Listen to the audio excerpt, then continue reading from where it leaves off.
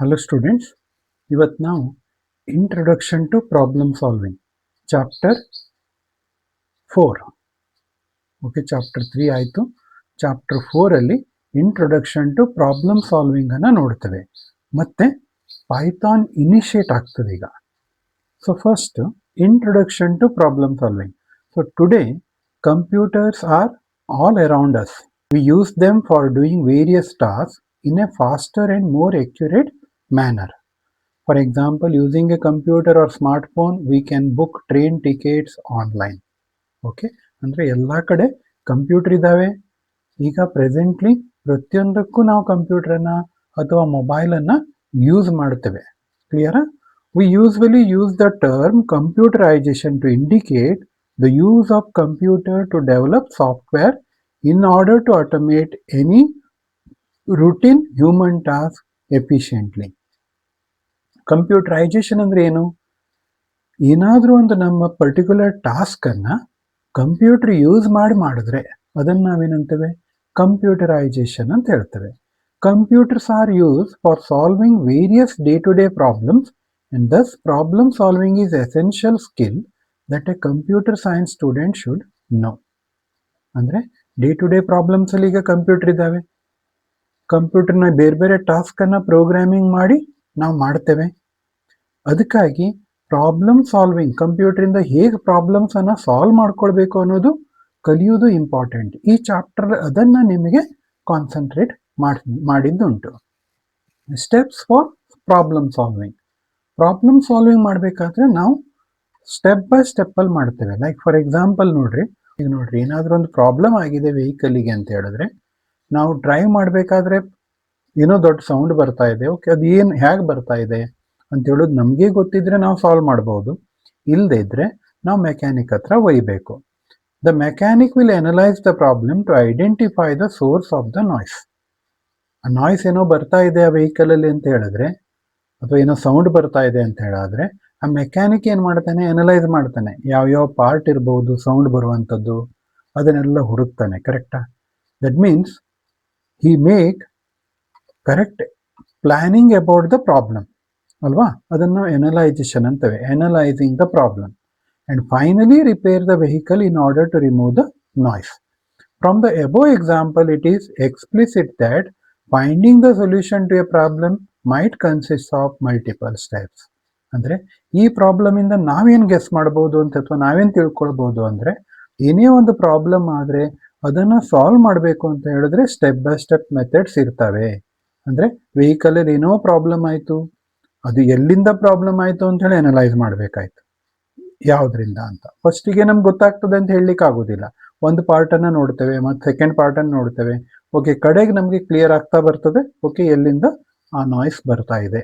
Same ವೇದಲ್ಲಿ ಕಂಪ್ಯೂಟರಲ್ಲೂ ಒಂದು problem ಇದೆ ಅಂತ ಹೇಳಾದರೆ, ಅಥವಾ ಒಂದು ಟಾಸ್ಕ್ ಇದೆ ಅಂತ ಹೇಳಾದರೆ, ಕಂಪ್ಯೂಟರ್ ಥ್ರೂ ಮಾಡಬೇಕು ಅಂತ ಹೇಳಾದರೆ ನಾವು ಸ್ಟೆಪ್ ಬೈ ಸ್ಟೆಪ್ ವೇದಲ್ಲಿ ಮಾಡಬೇಕು ಅನ್ನೋದನ್ನು ನಿಮ್ಗಿಲ್ಲಿ ಹೇಳಿದ್ದಿದೆ.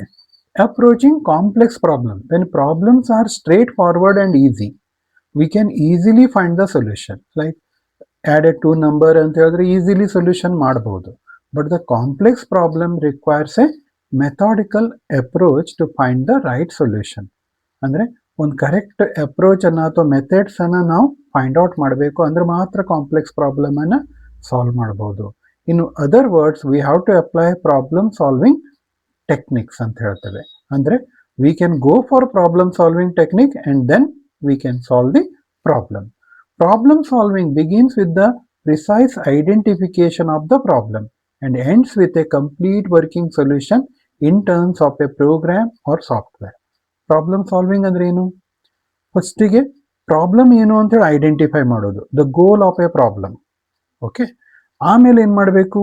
ಏನೇನು ಟೂಲ್ಸ್ ಪ್ರೊಸೆಸ್ ಆಗಬೇಕು ಅದನ್ನು ನೋಡಬೇಕಾಯ್ತು. ಆಮೇಲೆ ನಾವೇನು ಮಾಡ್ತೇವೆ? ಅದಕ್ಕೊಂದು ಸೊಲ್ಯೂಷನ್ ಮಾಡ್ತೇವೆ. ಅದನ್ನು ನಾವೇನಂತ ಹೇಳ್ತೇವೆ? ಪ್ರೋಗ್ರಾಮ್ ಅಥವಾ ಸಾಫ್ಟ್ವೇರ್ ಅಂತ ಹೇಳ್ತೇವೆ. ಪ್ರೋಗ್ರಾಮ್ ಅಂದ್ರೆ ಏನು? Set of instruction as per the requirement. ಕರೆಕ್ಟಾ? ಅಥವಾ to complete one particular task in a specific way, ಅದನ್ನು ಪ್ರೋಗ್ರಾಮ್ ಅಂತ ಹೇಳ್ತೇವೆ. ಅದಕ್ಕಾಗಿ ಅದನ್ನು ಪ್ರಾಬ್ಲಮ್ ಸಾಲ್ವಿಂಗ್ ಅಲ್ಲಿ ಪ್ರೋಗ್ರಾಮ್ ಅಥವಾ ಸಾಫ್ಟ್ವೇರ್ ಮಾಡಬೇಕು ಅಂತ ಹೇಳಾದ್ರೆ ಪ್ರಾಬ್ಲಮ್ ಸಾಲ್ವಿಂಗ್ ಫಸ್ಟಿಗೆ ಬೇಕು ಅಂತ ಹೇಳಿ ನಿಮ್ಗೆ ಹೇಳಿದ್ದಿದೆ.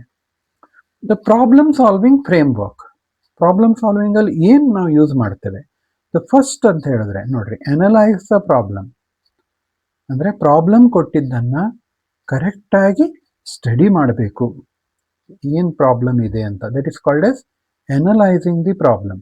Second one, developing an algorithm. Algorithm ಅಂದರೆ ನಾವು ಆಲ್ರೆಡಿ ನೋಡಿದ್ದೇವೆ, ಸ್ಟೆಪ್ ಬೈ ಸ್ಟೆಪ್ ಮೆಥಡ್ಸ್ ಅಲ್ವಾ. ಅದರಲ್ಲಿ 3 ಟೈಪ್ ಇದ್ದಾವೆ. ಅಲ್ಗೋರಿದಮ್ ಅಂತ ಹೇಳಿ ಹೇಳ್ತೇವೆ, ಇಂಗ್ಲಿಷ್ ಲೈಕ್ ಸೆಂಟೆನ್ಸಲ್ಲಿ ಇರ್ತದೆ ಅಂತ ಹೇಳ್ತೇವೆ, ಅಥವಾ ಸೂಡೋ ಕೋಡ್ ಅಂತ ಹೇಳ್ತೇವೆ, ಕೋಡಿಂಗ್ ಹತ್ರ ಇದ್ದಂಗೆ ಇರ್ತದೆ ಅಂತ ಹೇಳ್ತೇವೆ. ಆಮೇಲೆ ಫ್ಲೋ ಚಾರ್ಟ್ ಅಂತ ಹೇಳ್ತೇವೆ. 3 ಟೈಪಲ್ಲಿ ಅಲ್ಗೋರಿದಮ್ಸನ್ನು ಯೂಸ್ ಮಾಡ್ಬೋದು. ಅದಕ್ಕಾಗಿ ಇಂಟ್ರೊಡಕ್ಷನ್ ಟು ಅಲ್ಗೋರಿದಮ್ ಅದನ್ನೇ ಇಂಪಾರ್ಟೆಂಟ್. ಆಮೇಲೆ ಕೋಡಿಂಗಿಗೆ ಬರ್ತೇವೆ. ಕೋಡಿಂಗ್ ಅಂತ ಹೇಳಿದ್ರೆ ಯಾವುದೋ ಒಂದು ಪ್ರೋಗ್ರಾಮಿಂಗ್ ಲ್ಯಾಂಗ್ವೇಜ್ ಯೂಸ್ ಮಾಡಿ ಆ ಲ್ಯಾಂಗ್ವೇಜಲ್ಲಿ ಏನು ಗ್ರಾಮರ್ ಇದೆ ಅದನ್ನು ನೋಡಿಕೊಂಡು ಪ್ರೋಗ್ರಾಮ್ ಡೆವಲಪ್ ಮಾಡೋದು, ಅದನ್ನು ನಾವೇನಂತೇವೆ? ಕೋಡಿಂಗ್ ಅಂತೇವೆ. ಲಾಸ್ಟಿಗೆ ಏನು ಮಾಡ್ತೇವೆ? Testing and debugging. ಪ್ರೋಗ್ರಾಮನ್ನು ಟೆಸ್ಟ್ ಮಾಡ್ತೇವೆ ಬೇರೆ ಬೇರೆ ವ್ಯಾಲ್ಯೂ ಕೊಟ್ಟು. C is equal to a+b ಅಂತ ಕೊಟ್ಟಿದ್ದಿದೆ, ಅಂದರೆ ಆ್ಯಡಿಂಗ್ 2 ನಂಬರ್ಸ್. ನಾವೇನು ಮಾಡ್ತೇವೆ? ಓಕೆ 10 + 20 ಅಂತ ಹೇಳಿ ಕೊಟ್ಟು ನೋಡ್ತೇವೆ, ಆಗ್ತದೆ ಕರೆಕ್ಟು, ಯಾಕೆಂದರೆ ನಮ್ಗೆ ಗೊತ್ತಿದೆ 10 + 20 30 ಅಂತ. ಈ ಟೈಪಲ್ಲಿ ಮಾಡೋದನ್ನು ನಾವೇನಂತ ಹೇಳ್ತೇವೆ? Testing and debugging. ಏನಾದರೂ ಎರರ್ ಇದ್ರೆ ಹುಡುಕೋದು, ಅಥವಾ ಏನಾದರೂ ಲಾಜಿಕಲ್ ಎರರ್ ಇದ್ರೆ, ಥಿಂಕಿಂಗ್ನಲ್ಲಿ ಏನಾದರೂ ಪ್ರಾಬ್ಲಮ್ಸ್ ಇದ್ರೆ ಅದನ್ನು ಲಾಜಿಕಲ್ ಎರರ್ ಅಂತೇವೆ. ಅಂಥದ್ದೇನಾದರೂ ಇದ್ದರೆ ನಾವು ಹುಡುಕ್ ತೆಗೆಯೋದು, ಅದನ್ನು ಟೆಸ್ಟಿಂಗ್ ಆ್ಯಂಡ್ ಡಿಬಗ್ಗಿಂಗ್ ಅಂತೇವೆ.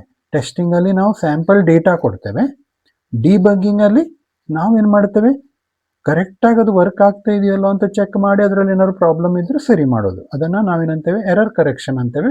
ಕಂಪ್ಯೂಟರ್ ಫೀಲ್ಡಲ್ಲಿ ನಾವು ಅದನ್ನು ಡಿಬಗ್ಗಿಂಗ್ ಅಂತ ಹೇಳ್ತೇವೆ. ಇದಿಷ್ಟು ಸ್ಟೆಪ್ಸ್, 4 ಸ್ಟೆಪ್ಸನ್ನು ನಾವು ಪ್ರಾಬ್ಲಮ್ ಸಾಲ್ವಿಂಗ್ ಫ್ರೇಮ್ ವರ್ಕ್ ಅಂತ ಹೇಳ್ತೇವೆ. ಗೊತ್ತಿರಬೇಕು ನಿಮ್ಗೆ, ಕಾಮನ್ ಆಗಿ ಎಕ್ಸಾಮ್ಸಲ್ಲೂ ಕೇಳ್ತಾರೆ problem solving framework. The first one is analyse the problem, second one develop an algorithm, third one coding, fourth one testing and debugging. Step 1, analyse the problem. ನೋಡ್ರಿ, analysing ಅಂದ್ರೆ ಏನು? It is important to clearly understand a problem before we begin to find the solution for it. ಯಾವುದೇ ಒಂದು solutions find out ಮಾಡಬೇಕು, ಅದಕ್ಕಿಂತ ಮುಂಚೆ ನಾವೇನು ಮಾಡಬೇಕು? ಆ ಪ್ರಾಬ್ಲಮನ್ನು ಅರ್ಥ ಮಾಡ್ಕೊಳ್ಬೇಕು, ಕರೆಕ್ಟಾಗಿ ಅಂಡರ್ಸ್ಟ್ಯಾಂಡ್ ಮಾಡ್ಕೊಳ್ಬೇಕು. ಅಂದ್ರೆ ಮಾತ್ರ ಆ ಪ್ರಾಬ್ಲಮ್ ಕರೆಕ್ಟಾಗಿ ಸೊಲ್ಯೂಷನಿಗೆ ಬರ್ತದೆ ಅಂತ ಅರ್ಥ. Thus, we need to read and analyze the problem statement carefully in order to list the principal components of the problem and decide the core functionalities that our solution should have. ಅಂದರೆ ಒಂದು ಪ್ರಾಬ್ಲಮನ್ನು analyse ಮಾಡಿದಾಗ ನಂಗೆ ಗೊತ್ತಾಗ್ತದೆ ಅದಕ್ಕೆ ಏನು input ಬೇಕು, ಏನು processing ಆಗಬೇಕು, ಏನೇನು ಕ್ಯಾಲ್ಕುಲೇಷನ್ಸ್ ಮಾಡಬೇಕು, ಏನೇನು ರಿಸಲ್ಟ್ಸನ್ನು ಡಿಸ್ಪ್ಲೇ ಮಾಡಬೇಕು, ಅದೆಲ್ಲ ಗೊತ್ತಾಗ್ತದೆ when you analyse. By analyzing a problem, we would be able to figure out what are the inputs that our program should accept and the output that it should produce. ಅದೆಲ್ಲದು ಕರೆಕ್ಟಾಗಿ ಗೊತ್ತಾಗ್ತದೆ ಅಂತ ಹೇಳ್ತೇವೆ. ಅದನ್ನು ನಾವು analysing the problem ಅಂತ ಹೇಳ್ತೇವೆ. Clear? Step 2, developing an algorithm. It is essential to devise a solution before writing a program code for a given problem. The solution is represented in natural language and is called an algorithm. Algorithm ಅಂದರೆ ನಮ್ಗೆ ಅರ್ಥ ಆಗೋ language ಯಾವುದು? English ಇರ್ಬೋದು ಅಥವಾ ಕನ್ನಡ ಇರ್ಬೋದು.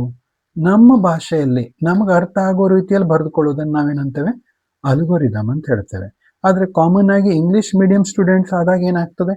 ಇಂಗ್ಲೀಷಲ್ಲೇ ಬರಿಬೇಕಾಗ್ತದೆ. English like ಸೆಂಟೆನ್ಸನ್ನು ನೀವು ಬರೀಬೇಕು ಅಲ್ಗೋರಿದಮಲ್ಲಿ. ಕನ್ನಡದಲ್ಲಿ ಬರೀಲಿಕ್ಕೆ ಆಗೋದಿಲ್ಲ. ಇಂಗ್ಲೀಷ್ ಮೀಡಿಯಂ ನಿಮ್ಮ ಕಲಿಕೆ ಇದ್ದರೆ, ಅಂದರೆ CS ಅನ್ನು ನೀವು ಇಂಗ್ಲೀಷ್ ಮೀಡಿಯಮಲ್ಲೇ ಮಾಡ್ತಾ ಇದ್ದರೆ ಕನ್ನಡದಲ್ಲಿ ಬರೆಯುವಂಗಿಲ್ಲ. We can imagine an algorithm like a very well written recipe for a dish with clearly defined steps that it followed. One will end up preparing the dish. ನೋಡ್ರಿ, ಒಂದು ಡಿಶನ್ನು ಮಾಡಬೇಕು ಅಂತ ಹೇಳಿದ್ರೆ, ಯಾವುದೋ ಒಂದು ಡಿಶ್, ನೀವು ಮೇ ಬಿ ಪನ್ನೀರ್ ಮಸಾಲ ಮಾಡ್ತಾ ಇದ್ದೀರಿ. ಅವಾಗ ನಿಮ್ಗೆ ಏನು ಇನ್ಪುಟ್ ಬೇಕಾಯಿತು? ಪನ್ನೀರ್ ಬೇಕಾಯಿತು. ಅವಾಗ ಮಸಾಲ ಯಾವ್ಯಾವ ಟೈಪಿಂದಿದೆ ಅದೆಲ್ಲ ಮಸಾಲೆ, ಏನೇನು ಮಸಾಲೆಗೆ ಏನೇನು ಬೇಕಾಗ್ತದೆ ಅದೆಲ್ಲ ಬೇಕಾಯಿತು. ಅದನ್ನೆಲ್ಲ ಸೇರಿಸಿ ನಾವು ಆವಾಗ ಹೇಗೆ ಎಷ್ಟು ಕುಕ್ ಮಾಡಬೇಕು ಅದನ್ನೆಲ್ಲ ನೋಡಿಕೊಂಡ್ರೆ ಕರೆಕ್ಟಾಗಿ ಆವಾಗ ಒಂದು ಒಳ್ಳೆ ಡಿಶ್ ಆಗ್ತದೆ ಅಂತ ಹೇಳೋದನ್ನು ಹೇಳ್ತೇವೆ. ಸೇಮ್ ವೇದಲ್ಲಿ ಅಲ್ಗೋರಿದಮು ಅದೇ type. It must be in the precise manner ಅಂತೇವೆ. ಪ್ರಿಸೈಸ್ ಮ್ಯಾನರ್ ಅಂದರೆ ಕರೆಕ್ಟ್ಲಿ ಆರ್ಡರ್ಲಿ ಇರಬೇಕು ಅನ್ನೋದನ್ನು ಹೇಳ್ತೇವೆ. We start with a tentative solution plan and keep on refining the algorithm until the algorithm is able to capture all the aspects of the desired solution. ಕರೆಕ್ಟಾಗಿ ಒಂದು result ಬರೋ ತನಕನೂ ನಾವೇನು ಮಾಡ್ತೇವೆ, ಸ್ಟೆಪ್ ಬೈ ಸ್ಟೆಪ್ ಮೆಥಡ್ಸನ್ನು ಕರೆಕ್ಟಾಗಿ ಬರ್ಕೊಳ್ತಾ ಹೋಗ್ತೇವೆ. Just like for example, ಒಂದು building ಕಟ್ಟಬೇಕಾದ್ರೆ ಬಿಲ್ಡಿಂಗಿಗೆ plan ಮಾಡ್ತೇವೆ, ಕರೆಕ್ಟಾ? ಒಂದೇ ಪ್ಲ್ಯಾನ್ ಆಗೋದಿಲ್ಲ, ಕೆಲವೊಂದು ಚೇಂಜಸ್ ಆಗ್ತಾನೇ ಹೋಗ್ತದೆ. ಅದಕ್ಕಾಗಿ ಆಮೇಲೆ ಲಾಸ್ಟ್ ಎಂಡಿಗೆ ನಮಗೆ ಕಟ್ಟಬೇಕಾದ್ರೆ ಒಂದು ಕರೆಕ್ಟ್ ಒಂದು ಪ್ಲಾನಿಂಗ್ ಬಂದಿರ್ತದೆ. ಸೇಮ್ ವೇದಲ್ಲಿ ಪ್ರಾಬ್ಲಮ್ ಮಾಡ್ತೇವೆ, ಅದನ್ನೇ ಅಲ್ಗೋರಿದಮ್ ಅಂತೇವೆ. For a given problem more than one algorithm is possible and we have to select the most suitable solution. ಅದರಲ್ಲಿ ಬೇರೆ ಬೇರೆ ಟೈಪ್ ಅಲ್ಗೋರಿದಮ್ ಮೆಥಡ್ಸ್ ಇರ್ತವೆ, ಅಥವಾ ಒಂದು ಪ್ರಾಬ್ಲಮಿಗೆ ಬೇರೆ ಬೇರೆ ಸೊಲ್ಯೂಷನ್ಸ್ ಇರ್ತವೆ. ಇದರಲ್ಲಿ ಯಾವ್ದು ಸೊಲ್ಯೂಷನ್ ಬೇಕು ಅಂತ ಹೇಳೋದನ್ನು ನಾವು ಸೆಲೆಕ್ಟ್ ಮಾಡಬೇಕು. ಫಾರ್ ಎಕ್ಸಾಂಪಲ್ ನೋಡ್ರಿ, ಈಗ ನಿಮ್ಮ ಮನೆಯಿಂದ ಬಸ್ ಸ್ಟ್ಯಾಂಡಿಗೆ ಹೋಗಲಿಕ್ಕೆ ಬೇರೆ ಬೇರೆ ಮೆಥಡ್ಸ್ ಇರ್ತವೆ. ನೀವು ಯಾವ್ದು ಸೆಲೆಕ್ಟ್ ಮಾಡ್ತೀರಿ? ನಿಮಗೆ ಯಾವ್ದು ಹತ್ತಿರ ಆಗ್ತದೆ ಅದನ್ನು ಸೆಲೆಕ್ಟ್ ಮಾಡ್ತೀರಿ, ಕರೆಕ್ಟಾ? ಯಾಕೆ? ಟೈಮ್ ಉಳಿತದೆ ಅಂತ. ಸೇಮ್ ವೇದಲ್ಲಿ ಕಂಪ್ಯೂಟ್ರಲ್ಲೂ ಒಂದು ಪ್ರಾಬ್ಲಮಿಗೆ ಬಹಳಷ್ಟು ಸೊಲ್ಯೂಷನ್ಸ್ ಇರ್ತವೆ. ಅದರಲ್ಲಿ ನಾವೇನು ಮಾಡ್ತೇವೆ ಅಂದರೆ, ಯಾವುದು ಒಳ್ಳೆ ಸೊಲ್ಯೂಷನ್ನು, ಯಾವುದು ಕಡಿಮೆ ಟೈಮ್ ತೆಗೆದುಕೊಳ್ತದೆ ವರ್ಕ್ ಆಗಲಿಕ್ಕೆ, ಅದನ್ನು ಸೆಲೆಕ್ಟ್ ಮಾಡಬೇಕು ಅನ್ನೋದನ್ನು ನಾವು ಇಲ್ಲಿ ಹೇಳಿದ್ದಿದೆ. So algorithm is a set of exact steps which when followed solve the problem or accomplish the required task. Algorithm ಅಂತ ಹೇಳಿದ್ರೆ ಎಕ್ಸಾಕ್ಟ್ ಸ್ಟೆಪ್ಸ್, ಅದನ್ನು ಫಾಲೋ ಮಾಡಿದಾಗ ಒಂದು ಕರೆಕ್ಟ್ ನಮ್ಮ ಪ್ರಾಬ್ಲಮಿಗೆ ರಿಸಲ್ಟ್ ಬರುವಂಗೆ ಇರಬೇಕು. Step 3, coding. After finalising the algorithm, ನಾನು ಹೇಳಿದೆ ಅಲ್ಗೋರಿದಮ್ಸ್ ಅಲ್ಲಿ ಬೇರೆ ಬೇರೆ ಒಂದೇ ಪ್ರಾಬ್ಲಮಿಗೆ ಬೇರೆ ಬೇರೆ ಸೊಲ್ಯೂಷನ್ಸ್ ಇರಬಹುದು. ನಾವು ಯಾವುದು ಫೈನಲೈಸ್ ಮಾಡ್ತೇವೆ ಅಲ್ಗೋರಿದಮ್, ಆವಾಗ ಅದನ್ನು ತೆಗೆದುಕೊಂಡು ನಾವು ಕೋಡಿಂಗಿಗೆ ಹೋಗಬೇಕು. We need to convert the algorithm into the format which can be understood by the computer to generate the desired solution. Different high-level programming languages can be used for writing a program. ನೋಡ್ರಿ, ಬೇರೆ ಬೇರೆ high level programming language, high level ಅಂತ ಹೇಳಿದ್ರೆ ಯೂಸರ್ಸಿಗೆ understand ಆಗೋ ರೀತಿಯಲ್ಲಿ ಬರೆಯುವಂಥ language ಹೆಚ್ಚಾಗಿ ಇಂಗ್ಲೀಷಲ್ಲೇ ಇರ್ತದೆ. ಇಂಗ್ಲೀಷಲ್ಲಿ ಬರೆಯುವಂಥ ಎಲ್ಲ ಲ್ಯಾಂಗ್ವೇಜಿಗೆ ನಾವೇನಂತೇವೆ, ಹೈ ಲೆವೆಲ್ ಪ್ರೋಗ್ರಾಮಿಂಗ್ ಲ್ಯಾಂಗ್ವೇಜಸ್ ಅಂತೇವೆ. ಲೈಕ್ ಈಗ C++, ಜಾವಾ, ಪೈಥಾನ್, ಇವನ್ನೆಲ್ಲ ಹೈ ಲೆವೆಲ್ ಲ್ಯಾಂಗ್ವೇಜ್ ಅಂತೇವೆ. It is equally important to record the details of the coding procedure followed and document the solution. ನೋಡ್ರಿ, ನೀವು ಮುಂಚೆ ಏನು ಪ್ಲ್ಯಾನ್ ಮಾಡಿದ್ರಿ ಅದೇ ಟೈಪಲ್ಲಿ ಪ್ರೋಗ್ರಾಮನ್ನು ಬರಿತಾ ಹೋಗಬೇಕು. This is helpful when revisiting the program at a later stage. ಅಂದರೆ ನೀವು ಆ ಟೈಪ್ ಮಾಡಿಟ್ಟಿದ್ದಿದ್ರೆ ಒಂದು ಡಾಕ್ಯುಮೆಂಟೇಶನ್ ಇದ್ದಂಗೆ ಆಗ್ತದೆ. ನೀವು ಮುಂದೆ ಏನಾದರೂ ಚೇಂಜಸ್ ಮಾಡಬೇಕು ಅಂದರೆ ಆ ಅಲ್ಗೋರಿದಮನ್ನು ತೆಗೆದು ನೋಡಿಬಿಟ್ರಾಯ್ತು, ನಾ ಏನು ಮಾಡಿದ್ದೆ ಅನ್ನೋದು ಗೊತ್ತಾಗ್ಬಿಡ್ತದೆ. ಅದಕ್ಕಾಗಿ ಅಲ್ಗೋರಿದಮ್ ಇಂಪಾರ್ಟೆಂಟ್ ಅಂತ ಹೇಳ್ತೇವೆ. ಅಂದರೆ ಏನೇ ಒಂದು ಕೋಡಿಂಗ್ ಮಾಡ್ತೀರಿ ಅಂದರೆ ಮುಂಚೆ ಅಲ್ಗೋರಿದಮ್ ಮಾಡ್ಕೊಳ್ಬೇಕು. Testing and debugging. Once the program is ready, ಈಗ ಪೈಥಾನ್ ಯೂಸ್ ಮಾಡಿ ನೀವು ಪ್ರೋಗ್ರಾಮ್ ಬರೆದ್ರಿ ಅಂತ ಹೇಳಾದರೆ ಟೆಸ್ಟಿಂಗ್ ಮಾಡಬೇಕು. The program created should be tested on various parameter. The program should meet the requirement of the user. ಯೂಸರಿಗೆ ಹೇಗೆ ಬೇಕು ಅದನ್ನು ಸೆಟ್ ಆಗಬೇಕು. ಅದಕ್ಕಾಗಿ ವೇರಿಯಸ್ ಪ್ಯಾರಾಮೀಟರ್ ಮೇಲೆ ಅದನ್ನು ಟೆಸ್ಟ್ ಮಾಡ್ತೇವೆ. It must respond within the expected time. It should generate correct output for all possible input. ಬೇರೆ ಬೇರೆ ಸ್ಯಾಂಪಲ್ ಇನ್ಪುಟ್ ಕೊಟ್ಟು ನಾವು ರಿಸಲ್ಟನ್ನು ಚೆಕ್ ಮಾಡಬೇಕು. ಆವಾಗ ಎಲ್ಲದಕ್ಕೂ ಕರೆಕ್ಟಾಗಿ ರಿಸಲ್ಟ್ ಬರಬೇಕು. In the presence of syntactical errors, no output will be obtained. In case the output generated is incorrect, then the program should be checked for logical errors if any. ನೋಡ್ರಿ, ಬೇರೆ ಬೇರೆ input ಕೊಟ್ವಿ, output check ಮಾಡ್ತಾ ಹೋದ್ವಿ, ಸರಿ ಬರ್ತಾ ಇಲ್ಲ output ಅಂದರೆ ಅರ್ಥ ಏನು, ಲಾಜಿಕಲ್ ಎರರ್ ಇದೆ ಅಂತ. ಪ್ರೋಗ್ರಾಮ್ ಬರ್ದಿದ್ದು ಸರಿ ಇದೆ, ಆದರೆ ಥಿಂಕಿಂಗ್ ಸರಿ ಇಲ್ಲ. ನಾವೇನೋ ಥಿಂಕ್ ಮಾಡಿ ತಪ್ಪು ಥಿಂಕ್ ಮಾಡಿದ್ದೇವೆ ಅಂತ. ಅದನ್ನು ನಾವೇನಂತೇವೆ, ಥಿಂಕಿಂಗ್ ಸರಿ ಇಲ್ಲ ಅಂದರೆ ಅದಕ್ಕೆ ಲಾಜಿಕಲ್ ಎರರ್ ಅಂತ ಹೇಳ್ತೇವೆ. ಅವಾಗ ಅದನ್ನೆಲ್ಲ ಚೆಕ್ ಮಾಡಬೇಕು, ನಮ್ಮ ಥಿಂಕಿಂಗ್ ಏನು ಪ್ರಾಬ್ಲಮ್ ಆಗಿದೆ ಅಂತ ಹೇಳೋದನ್ನು ಚೆಕ್ ಮಾಡಬೇಕು. Software industry follows standardised testing methods like unit or component testing, integration testing, system testing and acceptance testing while developing complex application. ಅಂದರೆ ಕಾಂಪ್ಲೆಕ್ಸ್ ಅಪ್ಲಿಕೇಶನ್ಸ್ ಎಲ್ಲ ದೊಡ್ಡ ದೊಡ್ಡ ಆರ್ಗನೈಜೇಷನ್ ಡೆವಲಪ್ ಮಾಡಬೇಕಾದ್ರೆ ಬೇರೆ ಬೇರೆ ಟೆಸ್ಟಿಂಗ್ ಮೆಥಡ್ಸನ್ನು ಯೂಸ್ ಮಾಡ್ತವೆ. ಅದನ್ನು ಸಾಫ್ಟ್ವೇರ್ ಟೆಸ್ಟಿಂಗ್ ಅಂತೇಳಿ ಹೇಳ್ತೇವೆ. ಅದಕ್ಕೆ ಸಪ್ರೇಟ್ ಫೀಲ್ಡೇ ಇದೆ, ಸಾಫ್ಟ್ವೇರ್ ಟೆಸ್ಟಿಂಗ್ ಫೀಲ್ಡ್ ಅಂತ. ಅಂದರೆ ದೊಡ್ಡ ದೊಡ್ಡ ಪ್ರಾಜೆಕ್ಟ್ಸ್ ಇದ್ದರೆ ಡೆವಲಪ್ ಮಾಡೋರೇ ಬೇರೆ ಇರ್ತಾರೆ, ಟೆಸ್ಟ್ ಮಾಡೋರೇ ಬೇರೆ ಇರ್ತಾರೆ. ಅಂದರೆ ಸಾಫ್ಟ್ವೇರ್ ಟೆಸ್ಟಿಂಗ್ ಪ್ರೋಗ್ರಾಮರೇ ಬೇರೆ ಇರ್ತಾರೆ. ಆ ಟೈಪಲ್ಲಿ ನಡೀತದೆ. ಅವಾಗ ಅವರಿಗೆ ಇವೆಲ್ಲ ನಾಲೆಜ್ ಇರಬೇಕು. ಯೂನಿಟ್ ಟೆಸ್ಟ್ ಅಂದ್ರೆ ಏನು, ಕಂಪೋನೆಂಟ್ ಟೆಸ್ಟಿಂಗ್ ಅಂದ್ರೆ ಏನು, ಇಂಟಿಗ್ರೇಷನ್ ಟೆಸ್ಟಿಂಗ್ ಅಂದ್ರೆ ಏನು, ಸಿಸ್ಟಮ್ ಟೆಸ್ಟಿಂಗ್ ಅಂದ್ರೆ ಏನು, ಎಕ್ಸೆಪ್ಟೆನ್ಸ್ ಟೆಸ್ಟಿಂಗ್ ಅಂದ್ರೆ ಏನು, ಇವೆಲ್ಲ ಗೊತ್ತಿರಬೇಕು.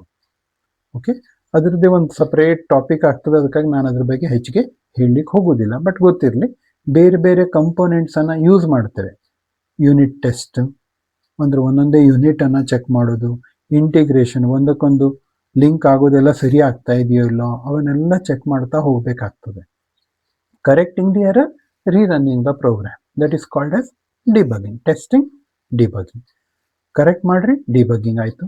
ಆಮೇಲೆ ಮತ್ತೆ ಟೆಸ್ಟ್ ಮಾಡೋದು. ಟೆಸ್ಟ್ ಮಾಡಿದಾಗ ಮತ್ತೆ ಏನಾದ್ರು ಪ್ರಾಬ್ಲಮ್ ಇದೆ, ಮತ್ತೆ ಡಿಬಗಿಂಗ್ ಹೋಗೋದು. ಅಂದರೆ ಮತ್ತೆ ಕೋಡಿಂಗಿಗೆ ಹೋಗಬೇಕು, ಮತ್ತೆ ಸರಿ ಮಾಡಬೇಕು, ಮತ್ತೆ ಟೆಸ್ಟಿಂಗಿಗೆ ಬರಬೇಕು. ಈ ಟೈಪಲ್ಲಿ ಮಾಡೋದನ್ನು ನಾವೇನಂತ ಹೇಳ್ತೇವೆ, ಸಾಫ್ಟ್ವೇರ್ ಟೆಸ್ಟಿಂಗ್ ಅಂತ ಹೇಳ್ತೇವೆ. In our day-to-day life, we perform activities by following certain sequence of steps. Examples of activities include getting ready for school, making breakfast, riding a bicycle, wearing a tie, solving A puzzle and so on. ಅಂದರೆ ಯಾವುದೇ ಒಂದು task ಮಾಡಬೇಕಂದ್ರೆ ಅದಕ್ಕೆ step by step ಬರ್ತದೆ. ಕರೆಕ್ಟಾ? ಸ್ಕೂಲಿಗೆ ready ಆಗಬೇಕು ಅಂದರೆ ಬೆಳಿಗ್ಗೆ ಏಳಬೇಕು, ಆಮೇಲೆ ಮೇ ಬಿ ನೀರು ಕುಡಿಬೇಕು ಅಥವಾ ಕಡೆಗೆ ಬ್ರಷ್ ಮಾಡಬೇಕು. ಬ್ರಷ್ ಮಾಡಾದ್ಮೇಲೆ ನೀವೇನು ಮಾಡಬೇಕು, ಆಮೇಲೆ ಬ್ರೇಕ್ಫಾಸ್ಟ್ ಮಾಡಬೇಕು, ಆಮೇಲೆ ಡ್ರೆಸ್ಸಸ್ ಹಾಕಬೇಕು, ಆಮೇಲೆ ಸ್ಕೂಲಿಗೆ ಹೋಗಬೇಕು. There are step by step method. ಅಂದರೆ ಯಾವುದೇ ಪ್ರಾಬ್ಲಮ್ ತೆಗೆದುಕೊಂಡ್ರೆ ಅದಕ್ಕೆ ಸ್ಟೆಪ್ ಬೈ ಸ್ಟೆಪ್ ಮೆಥಡ್ಸ್ ಇದ್ದೇ ಇರ್ತವೆ. ಅದನ್ನೇ ಅಲ್ಗೋರಿದಮ್ಸ್ ಅಂತ ಹೇಳ್ತೇವೆ. We need to follow a sequence of steps to accomplish the task. Such a finite sequence of steps required to get the desired output is called an algorithm. ನೋಡ್ರಿ, finite sequence of steps required to get the desired output is called an algorithm. ಇದನ್ನು ನೀವು point out ಮಾಡ್ಕೊಳ್ಳಿ ಕಡ್ಡಿಲ್ಲ. Algorithm ಅಂದ್ರೆ ಏನು? Okay, finite sequence of steps required to get the desired output is called an algorithm. ಅಂದ್ರೆ step by step methods follow ಮಾಡ್ತೇವೆ, ಆದರೆ finite ಇರಬೇಕು. Finite ಅಂತ ಹೇಳಿದ್ರೆ ಎಂಡಿಂಗ್ ಇರಬೇಕು, ಅದಕ್ಕೆ ಒಂದು ಟರ್ಮಿನೇಷನ್ ಪಾಯಿಂಟ್ ಇರಬೇಕು. ಅಂಥದ್ದಿದ್ರಷ್ಟೇ ನಾವು ಅದನ್ನು ಅಲ್ಗೋರಿದಮ್ ಅಂತ ಹೇಳ್ತೇವೆ. ಟರ್ಮಿನೇಟ್ ಆಗೋದಿಲ್ಲ ಅಂದರೆ ಅದು ಇನ್ಫೈನೈಟ್ ಆಗಿಬಿಡ್ತದೆ. ಇನ್ಫೈನೈಟ್ ಅಂದರೆ ಇನ್ಫಿನಿಟಿ ಟೈಮ್ ರನ್ ಆಗ್ತಾ ಇರ್ತದೆ, ಅದಕ್ಕೆ ಎಂಡಿಂಗ್ ಇರೋದಿಲ್ಲ ಅಂತ ಅರ್ಥ. ಅದನ್ನು ನಾವು ಅಲ್ಗೋರಿದಮ್ ಅಂತ ಹೇಳೋದಿಲ್ಲ. Algorithm has A definite beginning and A definite end and consist of A finite number of steps. ನೋಡ್ರಿ, ಸಿಂಪಲ್ ಆಗಿ algorithm has A definite beginning, ಒಂದು ಪರ್ಟಿಕ್ಯುಲರ್ ಬಿಗಿನಿಂಗ್ ಇರ್ತದೆ, ಮತ್ತು ಪರ್ಟಿಕ್ಯುಲರ್ ಎಂಡಿಂಗು ಇರ್ತದೆ. ಹಾಗೆಯೇ ಫೈನೈಟ್ ನಂಬರ್ ಆಫ್ ಸ್ಟೆಪ್ಸನ್ನು ನಾವು ಯೂಸ್ ಮಾಡಿರ್ತೇವೆ. Input process, processing process, ಆಮೇಲೆ ಔಟ್ಪುಟ್ ಪ್ರೊಸೆಸ್, ಅವೆಲ್ಲ ಸೇರಿರ್ತವೆ. ಫಾರ್ ಎಕ್ಸಾಂಪಲ್ ನೋಡ್ರಿ, ಈಗ ಒಂದು ಎಕ್ಸಾಂಪಲ್ ನೋಡುವ. Finding GCD of 2 numbers. ನಿಮ್ಮ ಬುಕ್ಕಲ್ಲೂ ಇದನ್ನೇ ಕೊಟ್ಟಿದ್ದಾರೆ, ನಾನು ಅದನ್ನೇ ತೆಗೆದುಕೊಂಡಿದ್ದೇನೆ.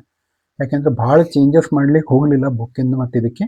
ಯಾಕೆಂದರೆ ಸೇಮ್ ಎಕ್ಸ್ಪ್ಲೇನ್ ಮಾಡಿದ್ರೆ ನಿಮಗೂ ಈಸಿ ಆಗಿಬಿಡ್ತದೆ, ನೀವು refer ಮಾಡಬೇಕಾದ್ರೂ.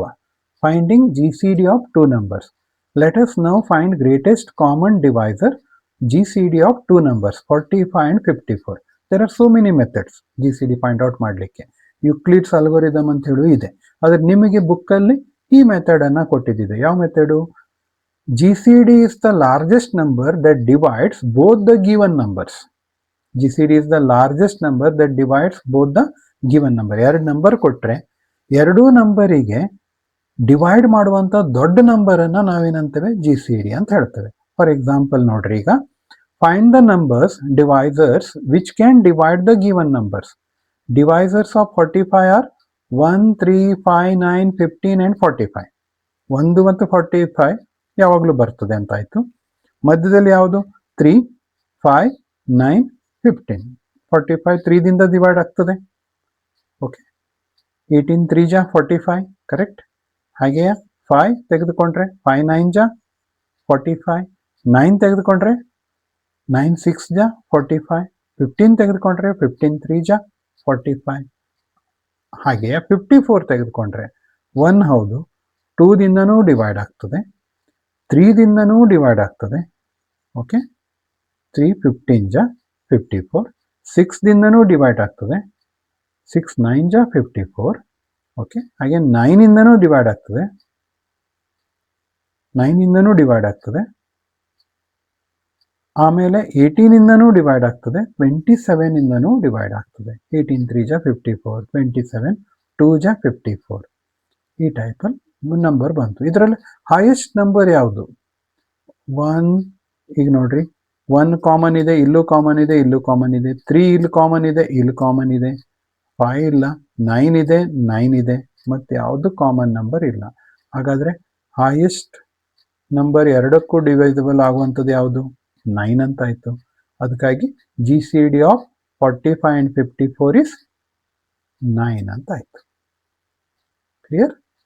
Step by step method ಅಲ್ಲಿ ನಾವು ಪ್ರೋಗ್ರಾಮ್ ಅನ್ನ ಸಾಲ್ವ್ ಮಾಡ್ಲಿಕ್ಕೆ ನೋಡ್ತೇವೆ. ಅದಕ್ಕಾಗಿ GCD ಆಫ್ 2 ನಂಬರ್ಸ್ ಅಂತಿದ್ರೆ ಈ ಮೆಥಡಿಗೆ ಹೋಗ್ತೇವೆ. ಮೆಥಡ್ ಯಾವುದು? Finding the divisors of first given number, finding the divisors of second given number, ಆಮೇಲೆ ಅದರಲ್ಲಿ ದೊಡ್ಡದು ಯಾವುದು ಡಿವೈಡ್ ಆಗ್ತಾ ಇರೋದು, ಕಾಮನ್ ಆಗಿರೋದು ಯಾವುದು ಅನ್ನೋದನ್ನು ತೆಗೆದುಕೊಂಡು ನಾವು GCD ಅಂದ್ರೆ find the largest common number from these two least. For GCD of 45 and 54 is 9. ನೋಡ್ರಿ, ಸ್ಟೆಪ್ ಬೈ ಸ್ಟೆಪ್ ಮೆಥಡ್ ಅಲ್ಲಿ ನಾವು ಈ ಪ್ರಾಬ್ಲಮ್ ಅನ್ನ ಸಾಲ್ವ್ ಮಾಡ್ಲಿಕ್ಕೆ ನೋಡಿದ್ವಿ. ಅದನ್ನ ನಾವೇನಂತೇವೆ? ಅಲ್ಗೊರಿದಮ್ ಅಂತೇವೆ. Why do we need an algorithm? Algorithm ಅನ್ನೋದು ಯಾಕೆ ಬೇಕು? Algorithm is just like plan to build a house or building. ನೋಡ್ರಿ, ಒಂದು ಬಿಲ್ಡಿಂಗ್ ಕಟ್ಟಬೇಕಾದ್ರೆ ಫಸ್ಟ್ ಪ್ಲಾನ್ ಮಾಡ್ಕೊಳ್ಬೇಕು, ಕರೆಕ್ಟ್? ಆ ಪ್ಲಾನಿಂಗ್ ಅನ್ನ ನಾವೇನಂತೇವೆ? ಅಲ್ಗೊರಿದಮ್ ಇದ್ದಂಗೆ. It helps the programmer first prepare a road map of the program to be written before actually writing the code. ನೋಡ್ರಿ, ಒಂದು ಪ್ರೋಗ್ರಾಮ್ ಅನ್ನ ಕರೆಕ್ಟ್ ಆಗಿ ಪ್ಲಾನ್ ಔಟ್ ಮಾಡ್ಕೊಳ್ಳಿಕ್ಕೆ ನಮ್ಗೆ ಅಲ್ಗೊರಿದಮ್ ಬೇಕು. ಆಮೇಲೆ ನಾವು ಕೋಡಿಂಗಿಗೆ ಹೋಗ್ತೇವೆ. ಅದರಿಂದ ಅಡ್ವಾಂಟೇಜ್ ಏನಾಗ್ತಂದ್ರೆ, ನಮ್ಮದೇ ಭಾಷೆಯಲ್ಲಿ ಅರ್ಥ ಆಗೋ ರೀತಿಯಲ್ಲಿ ನಾವು ಬರ್ಕೊಂಡು, ಇವನ್ ಬೇರೆ ಯಾರಿಗೂ ನೀವು ಪ್ರೋಗ್ರಾಮ್ ಮಾಡ್ತೀರಿ ಅಂತ ಹೇಳಿದ್ರೆ ಅವರಿಗೂ ಅರ್ಥ ಆಗಬೇಕು ಏನಿದೆ ಅಂತ. ಓಕೆ, ಏನು ರಿಕ್ವೈರ್ಮೆಂಟ್ ಇದೆ, ಅವ್ರಿಗೆ ಏನು ಸರ್ವ್ ಆಗ್ತಾ ಇದೆ, ಔಟ್ಪುಟ್ ಕರೆಕ್ಟ್ ಬರ್ತಾ ಇದೆಯೋ ಇಲ್ಲ ಅವರಿಗೂ ಗೊತ್ತಾದರೆ ಒಳ್ಳೆಯದು. ಅವಾಗ ನಾವೇನು ಮಾಡ್ತೇವೆ? ಈಸಿಯಾಗಿ ನಮ್ಮದೇ ಭಾಷೆಯಲ್ಲಿ ಬರಿತೇವೆ. ಅದು ಅಲ್ಗೊರಿದಮ್ ಆಗ್ಬಿಡ್ತದೆ. By that he or she can save time of repeated coding because of structured planning. ನೋಡ್ರಿ, ಮುಂಚೆ ಹೀಗೆ ಪ್ಲಾನ್ ಮಾಡಿಕೊಂಡ್ರೆ ಬಹಳಷ್ಟು ದುಡ್ಡು ಉಳಿತದೆ, ಟೈಮು ಉಳಿತದೆ ಅಂತ ಹೇಳ್ತೇವೆ. ನೋಡ್ರಿ, ಫಾರ್ ಎಕ್ಸಾಂಪಲ್ ಬಿಲ್ಡಿಂಗೇ ತೆಗೆದುಕೊಂಡ್ರೆ, ಬಿಲ್ಡಿಂಗ್ ಅನ್ನ ನೀವು ಫಸ್ಟ್ ಏನೋ ಪ್ಲಾನ್ ಮಾಡಿದ್ರಿ, ಕಟ್ಲಿಕ್ಕೆ ಸ್ಟಾರ್ಟ್ ಮಾಡ್ಬಿಟ್ರಿ. ಫೌಂಡೇಶನ್ ಆಗ್ತಾ ಆಗ್ತಾ ಅನಿಸ್ತು ಇದು ಬ್ಯಾಡ್ ಆಗಿತ್ತು ಅಂತ, ಮತ್ತೆ ನೀವೆಲ್ಲ ಚೇಂಜ್ ಮಾಡಬೇಕಾಯ್ತು, ಕರೆಕ್ಟಾ? ಓಕೆ, ಅವಾಗ ಮತ್ತೆ ಹೊಸದಾಗಿಂದ ಮತ್ತೆಲ್ಲ ಕಟ್ತಾ ಬರಬೇಕು, ದುಡ್ಡು ವೇಸ್ಟ್ ಆಯಿತು. ಸೇಮ್ ಟೈಪಲ್ಲಿ ಹೇಳ್ತೇವೆ ಇಲ್ಲೂ. ನಾವು ಹೇಳ್ತೇವೆ ನಮ್ಮ ಥಿಂಕಿಂಗ್ ಏನಿದೆ ಅದಕ್ಕೂ ದುಡ್ಡು ಬೀಳ್ತದೆ ಅಂತ ಹೇಳ್ತೇವೆ. ಪ್ರೋಗ್ರಾಮರ್ ಅಂದ್ರೆ ಹಾಗೆ. ಪ್ರೋಗ್ರಾಮರ್ ಅಂತ ಹೇಳಿದ್ರೆ ಅವ್ನು ಥಿಂಕ್ ಮಾಡಬೇಕು, ಅವ್ನ ಟೈಮ್ ಬೇಕು. ಹಾಗೆಯೇ ಕಂಪ್ಯೂಟರ್ನ ಟೈಮು ಬೇಕು. ಕಂಪ್ಯೂಟರ್ನ ಹೆಚ್ಚಿಗೆ ಟೈಮ್ ಹೋದ್ರು ಮತ್ತೆ ಆ ಪ್ರೋಗ್ರಾಮರಿಂದ ಹೆಚ್ಚಿಗೆ ಟೈಮ್ ಹೋದ್ರು ಕಂಪನಿಗೂ ಲಾಸ್ ಆಗ್ತದೆ. ಯಾಕೆಂದ್ರೆ ಪ್ರೋಗ್ರಾಮರಿಗೆ ಅವ್ರು ಮಂತ್ಲಿ ಪೇ ಮಾಡ್ತಾರೆ. ಅಥವಾ ಪ್ರೋಗ್ರಾಮ್ ಮಾಡೋನು ಏನೋ ಒಂದು ಟಾಸ್ಕ್ ಮಾಡ್ತಾನೆ ಅಂದ್ರೆ ಅವೇನೋ ದುಡ್ಡು ತೆಗೆದುಕೊಳ್ತಾನೆ, ಅದು ಅವನಿಗೆ ಇಷ್ಟೇ ಪೀರಿಯಡಲ್ಲಿ ಆಗಬೇಕು ಅಂತ ಇರ್ತದೆ. ಅದಕ್ಕಾಗಿ ಅವೆಲ್ಲ ಪ್ಲಾನಿಂಗ್ ಅನ್ನ ಸರಿಯಾಗಿ ಆದ್ರೆ ಮಾತ್ರ ಕರೆಕ್ಟಾಗಿ ಕೋಡಿಂಗ್ ಆಗ್ತದೆ. ಕರೆಕ್ಟ್ ಕೋಡಿಂಗ್ ಆದರೆ ನಿಮಗೆ ಪೇಮೆಂಟು ಸಿಗ್ತದೆ, ಅಥವಾ ಪ್ರೋಗ್ರಾಮ್ ಮಾಡಿದ್ದು ಸಕ್ಸಸ್ ಅಂತ ಹೇಳ್ಬೋದು. ಅದನ್ನೇ ಇಲ್ಲಿ ಹೇಳಿದ್ದಿದೆ. ರಿಪೀಟೆಡ್ ಕೋಡಿಂಗ್ ಆದರೆ ಪ್ರಾಬ್ಲಮ್ ಆಗ್ತದೆ. ಅದಕ್ಕಾಗಿ ಸ್ಟ್ರಕ್ಚರ್ಡ್ ಪ್ಲಾನಿಂಗ್ ಇದ್ರೆ ಒಳ್ಳೆಯದು. Planning ahead with N algorithm ensures that the solution is well thought out and efficient. ನೋಡ್ರಿ, ಅಲ್ಗೊರಿದಮ್ಸ್ ಅನ್ನ ಕರೆಕ್ಟಾಗಿ ಪ್ಲಾನಿಂಗ್ ಮಾಡಿದ್ರೆ ಕೋಡಿಂಗ್ ಮಾಡಲಿಕ್ಕೂ ಚಲೋ ಆಗ್ತದೆ, ಅದರಿಂದ ಪ್ರೋಗ್ರಾಮ್ ಔಟ್ಪುಟ್ಟು ಎಫಿಷಿಯೆಂಟ್ ಆಗಿ ಬರ್ತದೆ ಅಂತ ಹೇಳಿದ್ದಿದೆ. Characteristics of good algorithm. 5 characteristics ಇದ್ದಾವೆ. ಕ್ವಶನ್ಸ್ ಕೆಲವೊಂದ್ಸಲ ಬರ್ತದೆ, write down the characteristics of algorithm. What is algorithm? Write down the characteristics of good algorithm. ನೋಡ್ರಿ, 5 ಕ್ಯಾರೆಕ್ಟರಿಸ್ಟಿಕ್ಸ್ ಇದ್ದಾವೆ. Precision, the steps are precisely stated or defined. Steps are precisely stated or defined. Precision ಅಂತ ಹೇಳ್ತೇವೆ. Precise ಅಂತ ಹೇಳಿದ್ರೆ ಕರೆಕ್ಟಾಗಿ ಇರಬೇಕು, ಒಂದಕ್ಕೊಂದು link ಇರಬೇಕು, 1 by 1 ಕರೆಕ್ಟಾಗಿ ಸ್ಟೇಟ್ ಮಾಡಿದ್ದಿರಬೇಕು. ಅದನ್ನು ಪ್ರಿಸೈಸ್ಲಿ ಡಿಫೈನ್ಡ್ ಅಂತೇವೆ. Uniqueness, results of each step are uniquely defined and only depend on the input and the result of the preceding steps. ನೋಡ್ರಿ, results of each steps are uniquely defined. Repeatedly ಒಂದೇ line same line ಬರೋ ಅವಶ್ಯಕತೆ ಇಲ್ಲ. Results of each step are uniquely defined. ಮತ್ತೆ ಆ statement previous ಸ್ಟೇಟ್ಮೆಂಟಿಗೆ link ಇರುವಂಗಿರಬೇಕು, ಅಂದರೆ ಅದರ ಇನ್ಪುಟ್ಟಿಗೆ ಲಿಂಕ್ ಆಗುವಂಗಿರಬೇಕು. ಆಮೇಲೆ ರಿಸಲ್ಟ್ ಬರೋದು ಕರೆಕ್ಟಾಗಿ ಸೆಟ್ ಆಗ್ತದೆ. ಅದಕ್ಕೆ uniquely defined and only depend on the input and the result of the preceding steps ಅಂತ ಹೇಳ್ತದೆ. ಅಂದರೆ ಮೇಲಿನ ರಿಸಲ್ಟ್ ಏನು ಬರ್ತದೆ ಅದ್ರ ಮೇಲೆ ಸೆಕೆಂಡ್ ಲೈನ್ ಕ್ರಿಯೇಟ್ ಆಗಬೇಕು, ಸೆಕೆಂಡ್ ಲೈನಿನ ರಿಸಲ್ಟ್ ಏನು ಬರ್ತದೆ ಅದ್ರ ಮೇಲೆ ಥರ್ಡ್ ಲೈನ್ ಕ್ರಿಯೇಟ್ ಆಗಬೇಕು. ಆ ಟೈಪಲ್ಲಿ ಪ್ಲಾನಿಂಗ್ ಆಗಬೇಕು. ಸ್ಟೆಪ್ ಬೈ ಸ್ಟೆಪ್ ಮೆಥಡಲ್ಲಿ ಕ್ಲಿಯರ್ ಆಗಿ ಮೆನ್ಷನ್ ಆಗಿದ್ದಿರಬೇಕು. Result is equal to first number plus second number ಅಂತ ತೆಗೆದುಕೊಂಡ್ವಿ. ಆಮೇಲೆ ಮತ್ತೆ result is equal to first number, second number and the third number, ಹೀಗೆಲ್ಲ ತೆಗೆದುಕೊಂಡ್ವಿ ಅಂತ ತಿಳ್ಕೊಳ್ರಿ. ಅದರ ಅವಶ್ಯಕತೆ ಇಲ್ಲ. ಯಾಕೆಂತ ಹೇಳಿದ್ರೆ ಫಸ್ಟ್ ಸ್ಟೇಟ್ಮೆಂಟಲ್ಲೇ result is equal to first number plus second number plus third number ಅಂತ ಕೊಡ್ಬೋದಿತ್ತಲ್ವಾ. ಆ ಟೈಪಲ್ಲಿ ಸುಮ್ಮನೆ ಅದನ್ನು ಪ್ರಾಬ್ಲಮೆಟಿಕ್ ಆಗಿ ಮಾಡಬಾರ್ದು ಅಂತ ಹೇಳಿದ್ದಿದೆ. ಅದೇ ಯುನೀಕ್ನೆಸ್ ಅಂತ ಹೇಳ್ತಾರೆ. Finiteness, the algorithm always stops after a finite number of steps. ಆಲ್ಗೋರಿದಮಿಗೆ ಒಂದು ಕರೆಕ್ಟ್ ಎಂಡಿಂಗ್ ಇರಬೇಕು, ಅಂದರೆ ಫೈನೈಟ್ ನಂಬರ್ ಆಫ್ ಸ್ಟೆಪ್ಸ್ ಇರಬೇಕು. ಒಂದು ಸ್ಪೆಸಿಫಿಕ್ ಸೆಟ್ಟಿನ ಪ್ರೋಗ್ರಾಮ್ ಆಗಿರಬೇಕು ಅಥವಾ ಅಲ್ಗೋರಿದಮ್ ಆಗಿರಬೇಕು. 10 ಲೈನ್ ಅಂದರೆ 10 ಲೈನ್ ಇರಬೇಕು. ಇನ್ಫಿನಿಟಿ ಟೈಪಲ್ಲಿ ಇರಬಾರ್ದು ಅನ್ನೋದನ್ನು ಹೇಳಿದ್ದಿದೆ. Input, the algorithm receive some input. Algorithm ಅಂತ ಹೇಳಿದ ಕೂಡ ಏನೋ ಒಂದು ಇನ್ಪುಟ್ ಇರಬೇಕು, ಅದಕ್ಕೆ ಏನೋ ಒಂದು ತೆಗೆದುಕೊಳ್ಳೋದು ಇರಬಹುದು, ಅದು ಇನ್ಪುಟ್ ಇರಬೇಕು. ಅದ್ರ ಇನ್ಪುಟ್ ಬಗ್ಗೆ ಕ್ಲಿಯರ್ಲಿ ಮೆನ್ಷನ್ ಮಾಡಿದ್ದಿರಬೇಕು. Output, the algorithm produces some output. Algorithm ಒಂದು ರಿಸಲ್ಟನ್ನು ತೋರಿಸಲೇಬೇಕು. 5 ಇದರಲ್ಲಿ ಹೇಳ್ತವೆ. ಅಲ್ಗೋರಿದಮ್ ಪ್ರಿಸೈಸ್ ಆರ್ಡರ್ಲಿ ಇರಬೇಕು, ಯುನಿಕ್ ಆಗಿರಬೇಕು, ಫೈನೈಟ್ ಆಗಿರಬೇಕು, ಅಲ್ಗೋರಿದಮಿಗೆ ಇನ್ಪುಟ್ ಇರಬೇಕು, ಔಟ್ಪುಟ್ ಇರಬೇಕು. 5 ನಾವು ಕ್ಯಾರೆಕ್ಟರಿಸ್ಟಿಕ್ಸ್ ಆಫ್ ಗುಡ್ ಅಲ್ಗೋರಿದಮ್ ಅಂತ ಹೇಳ್ತೇವೆ. ನೋಡ್ರಿ, ಕೀ ಕಂಪೋನೆಂಟ್ಸ್ ಯಾವ್ದು ಇದರಲ್ಲಿ? Writing an algorithm, it is required to clearly identify the following: input, processing, output. Common ಅದಕ್ಕಾಗಿ ನಾನು ಯಾವಾಗಲೂ ಹೇಳ್ತೇನೆ, you have to follow IPO method: input, process, output. Input, process, output. Input ಅಂದರೆ ಏನು ಇನ್ಪುಟ್ ರಿಕ್ವೈರ್ಮೆಂಟ್ ಇದೆ, ಏನು ಕ್ಯಾಲ್ಕುಲೇಷನ್ಸ್ ಎಲ್ಲ ಮಾಡೋದಿದೆ, ಪ್ರೊಸೆಸಿಂಗ್, ಆಮೇಲೆ ಏನು ರಿಸಲ್ಟ್ ತೋರಿಸ್ಬೇಕು ಯೂಸರಿಗೆ, ಅದನ್ನು ನಾವು ಕ್ಲಿಯರ್ಲಿ ಮೆನ್ಷನ್ ಮಾಡಿರಬೇಕು. Thank you students. ನೆಕ್ಸ್ಟ್ ಕ್ಲಾಸಲ್ಲಿ ನಾವು ಬೇರೆ ಬೇರೆ ಅಲ್ಗೋರಿದಮ್ ಟೈಪ್ಸ್ ಇದ್ದಾವೆ. Algorithm, flowchart, pseudocode ಅಂತವೆ. Methods of representing algorithms. ಅದರಲ್ಲಿ ಅಲ್ಗೋರಿದಮು ಬರ್ತದೆ, ಫ್ಲೋ ಚಾರ್ಟ್ ಮತ್ತು ಸೂಡೋ ಕೋಡ್ ಬರ್ತದೆ. ಇದನ್ನು ನಾವು ನೆಕ್ಸ್ಟ್ ಕ್ಲಾಸಲ್ಲಿ ನೋಡುವ. Thank you. God bless you.